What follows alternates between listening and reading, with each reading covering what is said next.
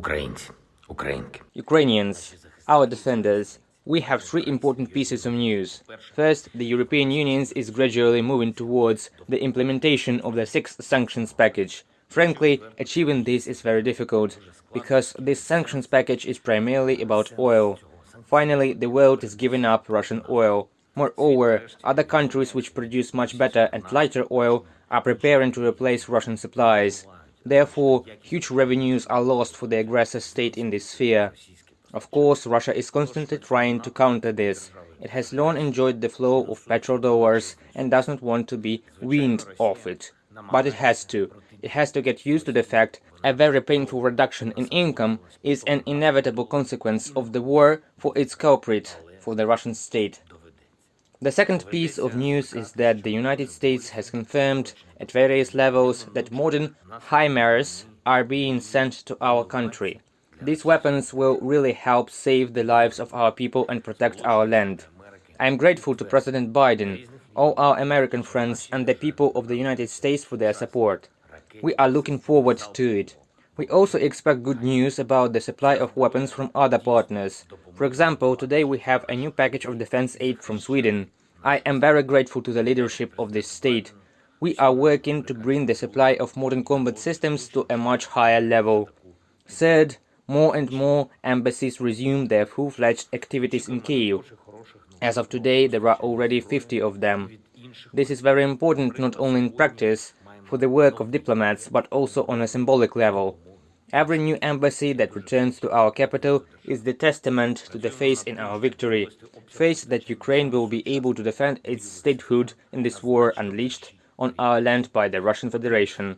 A new and I think very important and beautiful tradition was launched today. From now on, the ceremony of presenting credentials by ambassadors of foreign countries who start their mission in Ukraine will take place not just in Kyiv, but on the territory of the Saint Sophia Cathedral. And the first ambassadors that presented credentials today in such a new ceremony were the ambassadors of Moldova, India and the United States. Why there? Why in Sofia? Because it is the sacred historical and statehood center of our people. Receiving the credentials of the ambassadors there, we demonstrate who the Ukrainians are, what we are and what is behind us. We horribly express our highest respect to the representatives of other nations.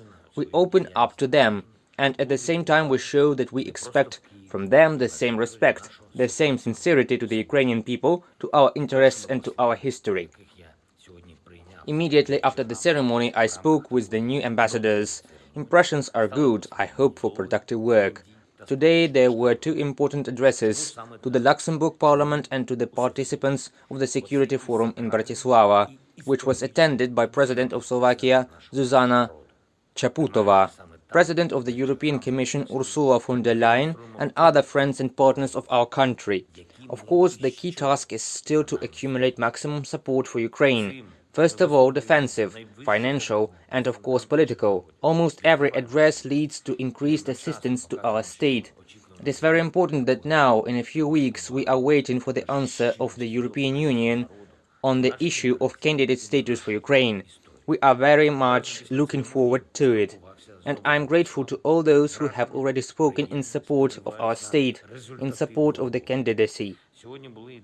In particular, in response to my requests in appeals to the parliaments of different countries, forums, student and expert communities, people in the squares of various European cities who rallied in support of Ukraine, in support of our people.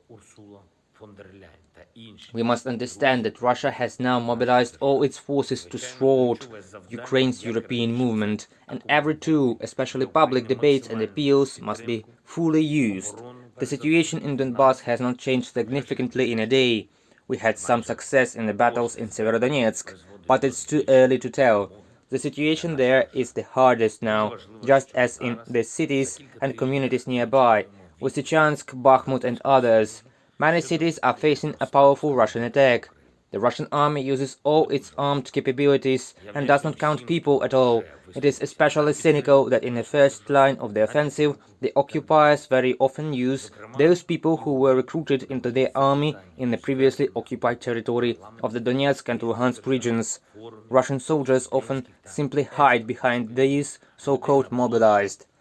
The longer the war lasts, the more vile, shameful and cynical sins Russia inscribes in its history forever. Absolutely senseless shelling of our border northern regions, in particular Chernihiv, continues from the Russian territory. Mykolaiv, Kharkiv, the Kharkiv region were shelled. The entire temporary occupied territory of our state is now a zone of total catastrophe, for which Russia is fully responsible. We have already started working on new sanctions packages against Russia. Step by step we will deprive the Russian state all the elements of the modern economy. The occupiers will pay the full price for destroying the lives of neighbors. And no lobby in any country will help Russia. Today I signed a new decree on awarding our defenders, our heroes. 223 combatants were awarded state awards, 72 of them posthumously. Eternal memory to all who gave lives for Ukraine. Eternal glory to each of our heroes. Glory to Ukraine.